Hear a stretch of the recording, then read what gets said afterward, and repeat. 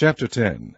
Now the Philistines fought against Israel, and the men of Israel fled from before the Philistines, and fell down slain in Mount Gilboa. And the Philistines followed hard after Saul, and after his sons, and the Philistines slew Jonathan, and Abinadab, and Malchishua, the sons of Saul. And the battle went sore against Saul, and the archers hit him, and he was wounded of the archers. Then said Saul to his armor-bearer, Draw thy sword, and thrust me through therewith, lest these uncircumcised come and abuse me.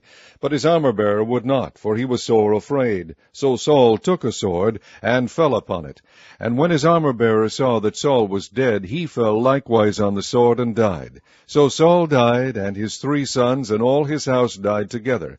And when all the men of Israel that were in the valley saw that they fled, and that Saul and his sons were dead, then they forsook their cities and fled, and the Philistines came and dwelt in them. And it came to pass on the morrow, when the Philistines came to strip the slain, that they found Saul and his sons fallen in Mount Gilboa.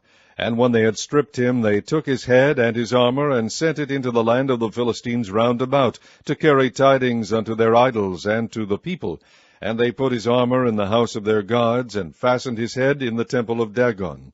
And when all Jabesh-Gilead heard all that the Philistines had done to Saul, they arose, all the valiant men, and took away the body of Saul, and the bodies of his sons, and brought them to Jabesh, and buried their bones under the oak in Jabesh, and fasted 7 days. So Saul died for his transgression which he committed against the Lord, even against the word of the Lord which he kept not, and also for asking counsel of one that had a familiar spirit to inquire of it, and inquired not of the Lord. Therefore he slew him, and turned the kingdom unto David the son of Jesse.